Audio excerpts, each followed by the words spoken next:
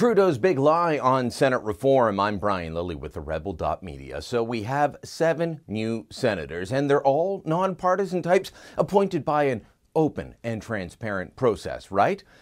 No, not at all, actually. Most of these senators are demonstrably partisan. Most have well-documented left-wing views, sometimes donations, and there was nothing open or transparent about how they were appointed. It's not just me saying this, not just the Conservatives, but the New Democrats as well. But first, let's remind people what the Liberals promised when they asked Canadians to make Justin Trudeau Prime Minister. Several times, Trudeau said any new process would be open, transparent, non-partisan. In fact, he used all of those words at a campaign stop in PEI in early September. We will appoint senators through an open, transparent, non-partisan process, he said. Then during the Monk debate in mid-September, he again made the same pledge. To make sure that any future appointments are done in a transparent, nonpartisan way. He made that pledge across the country. Here he is in Montreal back in August.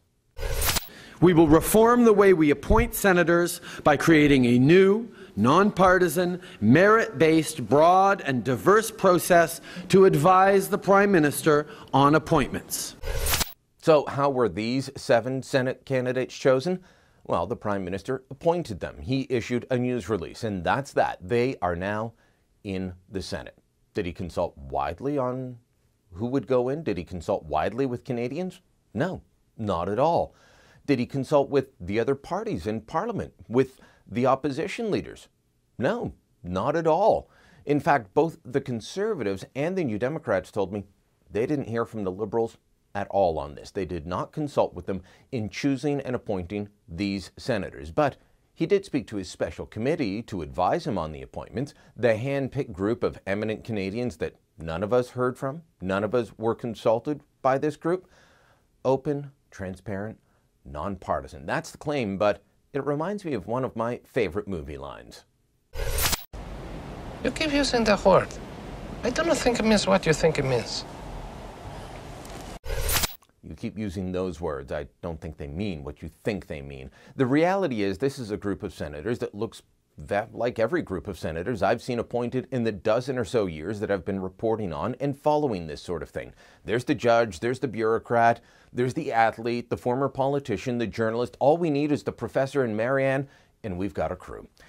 You can change the names, you can change the party affiliations, and this group looks much like Stephen Harper's appointments and Paul Martin's appointments and Jean Chrétien's appointments. Despite using this arm's-length panel as well, this arm's-length panel to select the senators, the list put out by Justin Trudeau is full of people with all the right left-wing views. How did that happen, I wonder?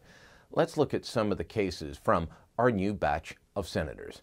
Ratna Amdevar is she's an accomplished academic. She heads up the Global Diversity Exchange at Ryerson University in Toronto.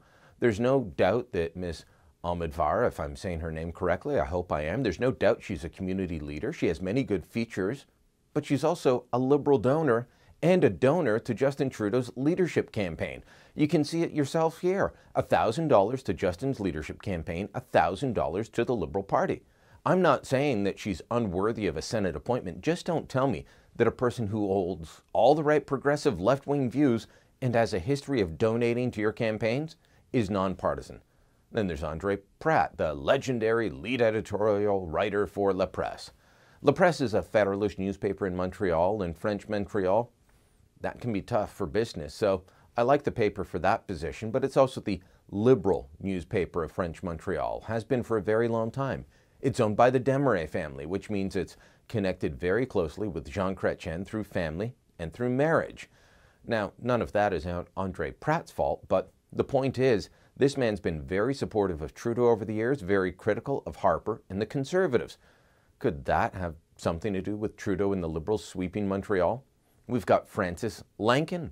You'd be forgiven for saying Frances who, but she was actually a cabinet minister in Bob Rae's Ontario government of the early 90s. Now, Lankin, despite being a New Democrat, she's been getting contracts and appointments from Liberals for years, including former Ontario Premier Dalton McGuinty, the man that Jerry Butts used to work for, and from Kathleen Wynne, Trudeau's best buddy in Ontario. Peter Harder, Now, this man worked for Joe Clark and Brian Mulroney many decades ago, I'm told. But since then, he's been a decades-long bureaucrat working mostly for Liberals. He was part of the Trudeau Foundation. He worked hand in glove with Trudeau's top advisor, Jerry Butts, during the transition to the Trudeau government. Get that. 2 Butts connections. Who drew up this list, I'm wondering? Then let's look at Justice Murray Sinclair. This man was appointed by Stephen Harper to run the Truth and Reconciliation Commission and was rewarded with a personal campaign by Murray to do what he could to get Harper and the Conservatives thrown out of office. His public comments, his tweets, all through all of that, the man showed that he hated Harper, hated the Conservatives, but he holds all the right progressive views. We know that. Should he be appointed? That's a matter of opinion, but don't tell me this man is nonpartisan. He's highly partisan. Reading his Twitter feed during the election was like reading the greatest hits of Trudeau and the gang and seeing every negative article written about Harper. Here he is on Twitter just last week, tweeting about the previous Conservative government taking money out of native education. That story was later debunked. The money's there if the Trudeau Liberals will spend it. If Sinclair tweeted out that debunking, that rebuttal, I didn't see it. Here's one about how great Trudeau is and how Conservatives just hate that. There's a tweet on First Nations celebrations after the Liberal win, and in the middle of the election, he was passing along columns by foaming at the mouth Harper hater Michael Harris. Don't tell me that Murray Sinclair is nonpartisan.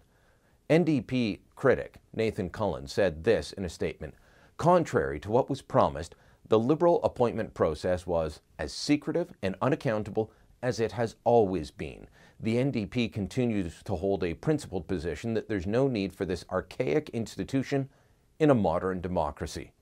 The Conservatives are equally critical. Their critic, Scott Reid, said this in their statement: the Prime Minister has demonstrated yet again on the Senate, just as on a growing list, that he says one thing but does another. 5 appointments were promised, but 7 were delivered. The Prime Minister, on a whim, still chooses the names, the number, and the timing of Senate appointments. His actions show that little has changed. Reid's right. As Prime Minister, it is Justin Trudeau's prerogative to appoint senators, but his claims over and over again that he would do it differently, that it would be open, transparent, nonpartisan, they're simply not true. This is a process that is not open, not transparent. Who knows who put these names forward, who sponsored them, and these appointments, they're definitely not nonpartisan.